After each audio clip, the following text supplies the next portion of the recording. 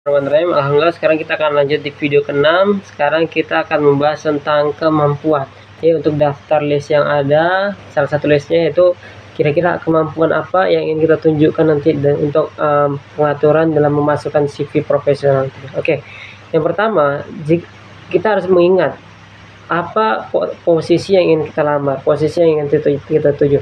Apakah sebagai seorang admin, atau sebagai seorang mekanik, atau mungkin sebagai seorang IT OT, dan lain sebagainya. Kita harus mengetahui posisi apa yang ingin kita tuju. Misalnya kalau kita ingin sebagai seorang admin, maka yang harus dilakukan adalah pengalaman-pengalaman yang sesuai dengan kemampuan yang ada. Oke. Namun di sini kita akan menuju kepada 3 kemampuan. Yang pertama ada kemampuan teknis, hard skill. Kemudian yang kedua ada kemampuan interpersonal, soft skill. Dan ketiga adalah kemampuan profesional lainnya. Oke. Yang pertama, kemampuan teknis, hard skill. Kita harus mengetahui dan kita harus memasukkan dalam CV kita nantinya, yaitu pertama kita harus mengetahui yang namanya Microsoft Office. Entah itu Word, Excel, dan juga PowerPoint. Karena ini nanti lingkup semuanya sekaligus. Ketika kita menjadi seorang admin atau mungkin seorang HR, kita akan mengetahui yang namanya payroll, kalau misalnya di Excel ini pivot table dan lain sebagainya. Oke. Kemudian yang kedua adalah Google Workspace atau Doc atau Sheet dan Drive. Nah, di sini penting banget agar kita tahu, karena Google Workspace atau nanti kita bisa menggunakan yang namanya spreadsheet untuk pengolahan satu sama lain. Bahkan kalau misalnya di luar negeri itu nanti pasti jauh lagi berbedanya. Mereka menggunakan situs website, jadi satu sama lain terhubung. Tapi kita masih di Indonesia, kita harus mencocokkan yang lebih baik nantinya. Oke, yang ketiga adalah pengelolaan data dan arsip. Ini penting karena ketika kita mengelola data dan arsip yang ada, kita pasti berhubungan dengan yang namanya komputer atau dengan laptop. Dan ketika kita mengelola data, kita harus mengurutkan satu persatu secara rapi. Jadi tidak ada data-data yang berantakan nantinya. Kemudian yang keempat adalah administrasi perkantoran.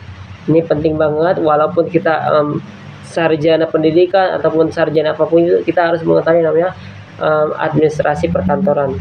Kemudian yang kelima, penggunaan software ERP, misalnya SAP atau Odoo. Ini ada salah satu contohnya. Kalau misalnya kita ingin menggunakan software yang ada, ini untuk memudahkan dalam manajemen keuangan nantinya.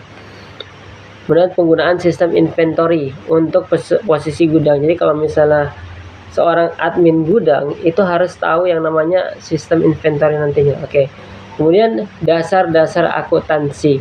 Ini kalau misalnya kita masuk ke dalam SMK, kita mungkin jurusan akuntansi, atau mungkin kita lanjut dalam menjadi akuntan nantinya, itu kita harus mengetahui dasar-dasar akuntansi.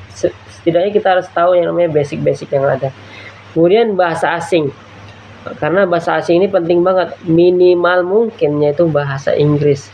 Karena kalau misalnya dalam dunia nanti bahasa Inggris, bahasa Mandarin, bahasa Arab itu sangat penting banget ya. Oke. Kemudian analisis data. Kita harus mampu menganalisis data, yaitu menggunakan Excel atau juga Google Sheet atau tools lainnya. Oke.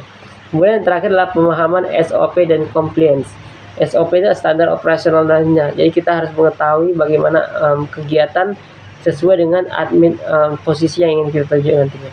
Kalau misalnya admin, ada Microsoft Office, kemudian Google Workspace, kemudian administrasi perkantoran dan lain sebagainya. Semakin banyak kita mengetahui, semakin baguslah value kita nantinya. Oke.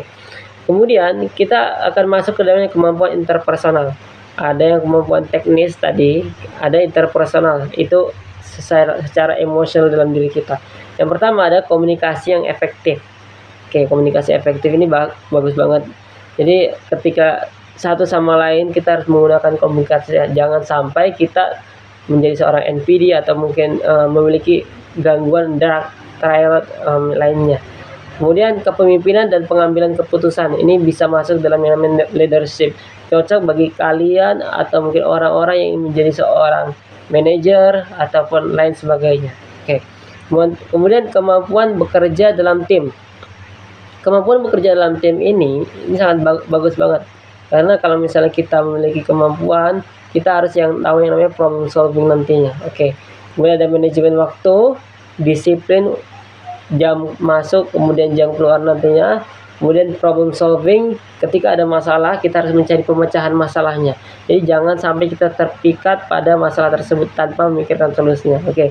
Ketelitian dan perhatian terhadap detail, kemudian adaptif terhadap perubahan, kemudian disiplin dan bertanggung jawab. Ini penting banget karena banyak orang yang hit and run. Ketika mereka punya masalah, mereka marah hari dari masalah tersebut. Ini tidak bagus banget. Kemudian ada kecerdasan emosional. Emotional intelligence ini sangat penting banget. Kalau misalnya ini bukan dalam kata artian kita menggunakan otak kita saja, tapi kita ada masukin ke dalam yang namanya perasaan. Oke. Kemudian inisiatif dan proaktif.